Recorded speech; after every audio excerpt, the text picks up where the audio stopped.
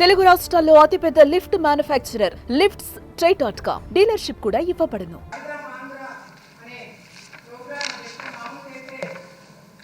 క్రీడాకారులను ఎంకరేజ్ చేయడానికి గ్రామ స్థాయి నుంచి రాష్ట్ర స్థాయి వరకు స్పోర్ట్స్ని ఎంకరేజ్ చేయాల్సిన కార్యక్రమం అధ్యక్ష. ఇది యాక్చువల్గా కానీ ఆడుదాం ఆంధ్ర అనే పేరుతో ఆంధ్రాతోనే ఆడుకున్నారు అధ్యక్ష. వాళ్ళు ఆడుకున్నారు అధ్యక్ష, మేము కాపాడుతున్నాం అధ్యక్ష. ఈరోజు ఫుట్బాల్కి వాలీబాల్కి తేడా తెలియని వాళ్ళు కూడా గతంలో మంత్రిగా మరి 120 కోట్ల రూపాయలతో ఈ గేమ్స్ కండక్ట్ చేయడం అనేది చాలా విడ్డూరంగా ఉంది అధ్యక్ష. ఎందుకంటే అధ్యక్ష వాళ్ళు ఎక్కడ కూడా క్రీడాకారులను ఎంకరేజ్ చేసినట్టు కానీ పలానా క్రీడలో పలానా ప్లేయరు ఫోకస్ అయినట్టుగా కానీ ఎక్కడ మనకు కనిపించలేదు అధ్యక్ష. ఎంతసేపు వైసీపీకి సంబంధించిన మంత్రులు వాళ్ళే ఆడినారు అధ్యక్ష, వాళ్ళే కింద పడ్డారు అధ్యక్ష, వాళ్ళే డాన్స్లు వేసినారు అధ్యక్ష.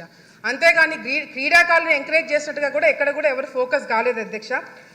మిగతా స్కామ్లకి ఈ స్కామ్కి తేడా ఏంటంటే అధ్యక్ష, మిగతా స్కామ్లకి మనము ప్రజల్ని మోటివేట్ చేసి వాళ్ళని జరిగిన కార్యక్రమాలు వాళ్ళకి ప్రెస్ మీట్ల ద్వారానో ఇంకొక ప్రోగ్రాంల ద్వారా వాళ్ళకి చెప్పాల్సిన అవసరం ఉండింది అధ్యక్ష.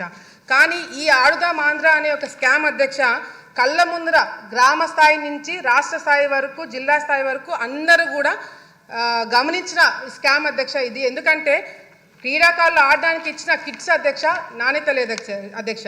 ఫస్ట్ బాల్కే బ్యాట్ ఇరిగిపోయినాయి అధ్యక్ష. కిట్స్ మీద ఏదైతే పబ్లిసిటీ కోసం స్టిక్కర్లు పెట్టుకున్నారో దాని మీద ఫోకస్ పెట్టారే తప్ప క్రీడల మీద వీళ్ళు ఫోకస్ పెట్టలేకపోయినారు అధ్యక్ష.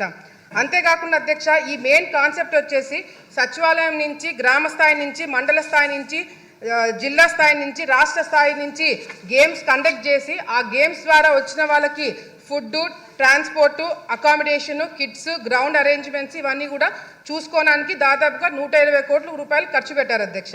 ఇందులో గేమ్స్ వచ్చేసి అధ్యక్ష kabaddi, kho kho, badminton, cricket, volleyball for men and women అధ్యక్ష.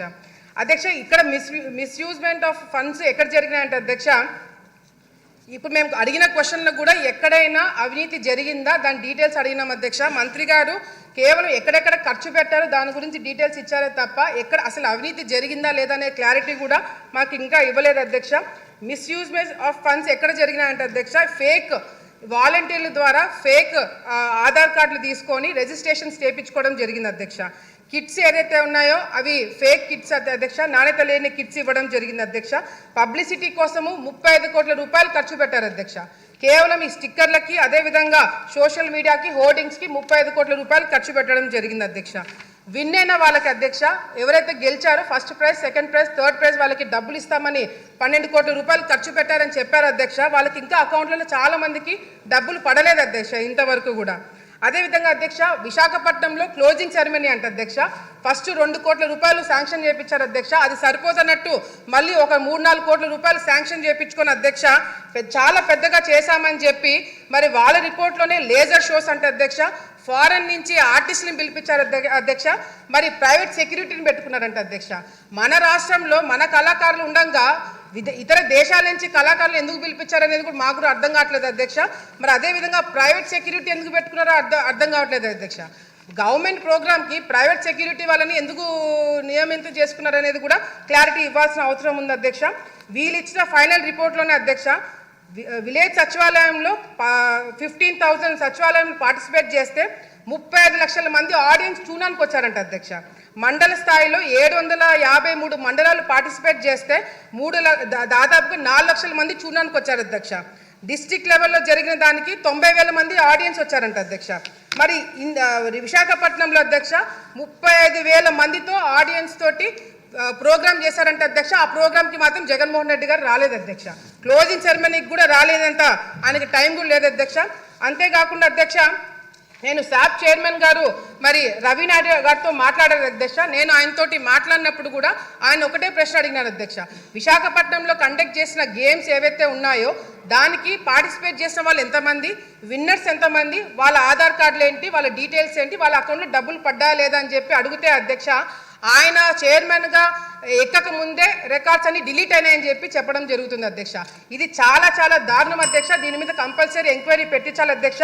ఆల్ ఇండియా స్టూడెంట్ ఫెడరేషన్ వాళ్ళు శాప్ చైర్మన్ గారికి లెటర్ రాశారు అధ్యక్ష. దీంట్లో అవినీతి జరిగింది, మీరు యాక్షన్ తీసుకోమని చెప్పి మరి రాస్తే అధ్యక్ష అదేవిధంగా శాప్ చైర్మన్ గారు మరి చంద్రబాబు నాయుడు గారి ఆదేశాల మేరకు కూడా మరి సిఐడికి విజిలెన్స్కి కంప్లైంట్ ఇస్తే అధ్యక్ష, కంప్లైంట్ ఇచ్చిన తర్వాత సిఐడి వాళ్ళు వచ్చారంట అధ్యక్ష. సిఐడి వాళ్ళు వచ్చి కేవలం ఒకే ఒక రోజు మరి ఇన్స్పెక్షన్ చేశారంట అధ్యక్ష. ఈనాడులో ఫ్రంట్ పేజ్లో వచ్చింది అధ్యక్ష, ఆంధ్రప్రదేశ్ అక్రమాలపై విచారణ తూచని చెప్పి ఈనాడులో వచ్చింది అధ్యక్ష. ఒక్కరోజు ఇన్వెస్టిగేషన్ నిజంగానే జరిగిందా, అసలు సిఐడి వాళ్ళు ఈ కేసు టేకప్ చేస్తారా లేదని కూడా మరి మంత్రి గారు క్లారిటీ ఇవ్వాలి అధ్యక్ష.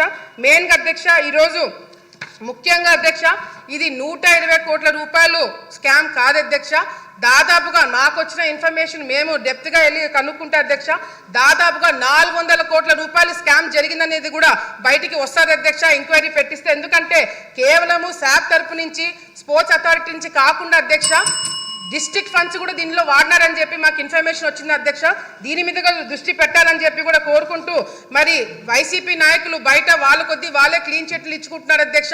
అవినీతి జరగలేదని వాళ్ళే ప్రెస్ మీట్లు పెట్టుకొని చెప్పుకుంటున్నారు అధ్యక్ష. దీని మీద మంత్రి గారు క్లారిటీగా అవినీతి జరిగిందా లేదా, లేకపోతే ఎంక్వైరీ పెట్టిస్తున్నారా లేదా అనేది కూడా క్లారిటీగా చెప్పాలని చెప్పి కూడా కోరుకుంటున్నారు అధ్యక్ష.